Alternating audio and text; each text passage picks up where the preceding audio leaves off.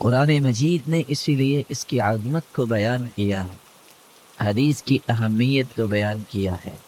حدیث مبلغ اعظم ہے، داعی اول ہے، کیونکہ قرآن مجید میں اللہ رب العزت فرماتے ہیں یا ایھا الرسول بلغ ما انزل الیک من ربک وَإِن لَّمْ تَفْعَلْ مَا بَلَّغْتَ رِسَالَتَهُ وَاللَّهُ يَعْصِمُكَ مِنَ النَّاسِ۔ اے میرے پیارے پیغمبر صلی اللہ علیہ وسلم، آپ پہنچا دیجئے۔ اللہ کے رسول پہنچائیں گے کیسے؟ زبان سے بول کر۔ تو آپ کی زبان سے نکلی بات کو کیا کہتے ہیں؟ حدیث۔ آپ پہنچائیں گے کیسے؟ عمل کر کے دکھائیں گے۔ اور آپ صلی اللہ علیہ وسلم کے عمل کو کیا کہتے ہیں؟ حدیث۔ پتہ یہ چلا کہ مبلغ اعظم حدیث، حدیث معلم ہے۔ لقد اللہ علی المؤمنین اذ بعث فیہم رسولا من انفسہم يتلو عليهم آيات ويزكيهم ويعلمهم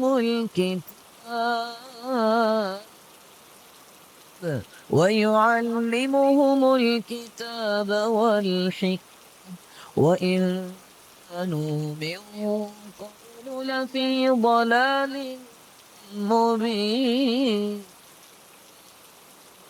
اللہ کا احسان عظیم ہے مومنوں پر، جن میں اللہ تعالیٰ نے ایسے پیغمبر کو مبعوث فرمایا جو ان کو قرآن پڑھ کے سناتے، پھر ان آیات کی روشنی میں ان کی تربیت فرماتے، پھر ان کو تعلیم دیتے، کتاب کی یعنی قرآن مجید کی، اور حکمت و دانائی کی یعنی حدیث۔ حدیث جہاں مبلغ ہے، معلم ہے، حدیث مفسر بھی ہے، مفصل بھی ہے۔ کیا مطلب؟ قرآن کی وضاحت، تفصیلات اور تفسیر حدیث کرتی ہے۔ حدیث نہ ہو قرآن کو انسان سمجھ نہیں سکتا۔ وَأَنزَلْنَا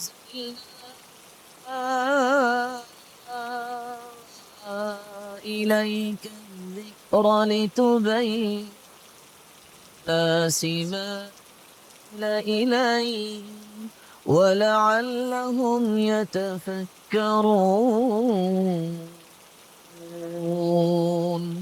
اے میرے پیارے محبوب صلی اللہ علیہ وسلم، ہم نے قرآن آپ کی طرف اتارا ہے، آپ اس قرآن کو کھول کھول کے دنیا کے سامنے بیان کریں۔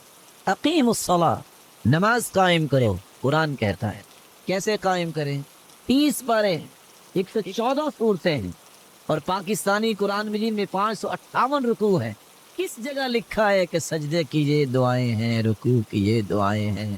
2 رکعتوں کے بعد بھی ایک تشہد ہوتا ہے، آخری تشہد میں تورک بھی ہوتا ہے، آپ نے تحیات میں یہ دعائیں پڑھنی ہیں، نماز کے بعد یہ دعائیں پڑھنی ہیں، ظہر میں پہلے 4 رکھتے ہیں، بعد میں 2 ہیں، عشاء کی اتنی رکھتے ہیں۔ یہ ساری تفصیلات کہاں لکھی ہیں؟ حدیث بیان کرے گی، قرآن مجید میں نہیں۔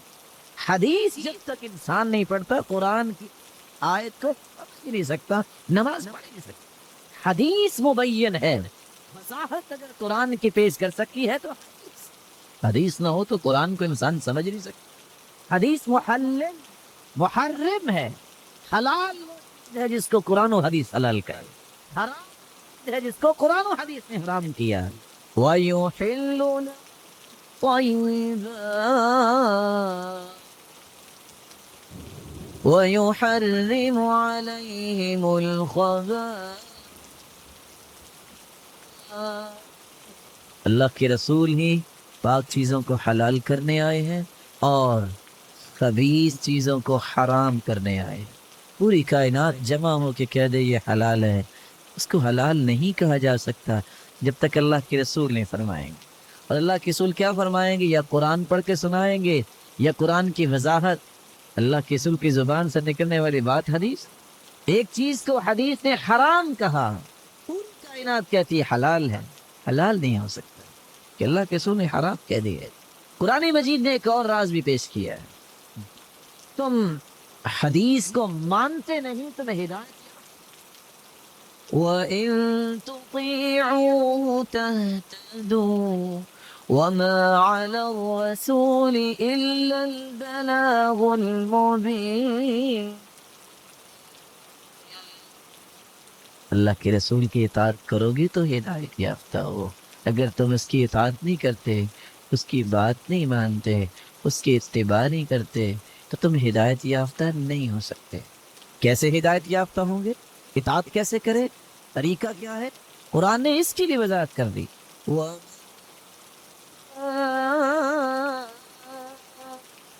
آتاكم الرسول فخذوه وما نهاكم عنه فانتهوا۔ جس چیز کا حکم اللہ کے رسول دے دیں اس کو قبول کر لو، وہ عمل کر لو، جس چیز سے روک دیں اس سے رک جاؤ۔ یہی اطاعت، یہی اتباع ہے، یہی پیروی ہے۔ جو یہ کام نہیں کرتا وہ ہدایت یافتہ نہیں ہو سکتا۔ اور میں یہ کہنا چاہوں گا کہ حدیث پر ایمان نہیں، اس پر بھی ایمان نہیں۔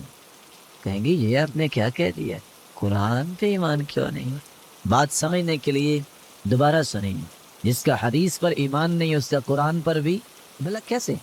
کون بتائے گا قرآن کہاں سے آیا؟ اللہ کی طرف سے آیا۔ کہاں نازل ہوا؟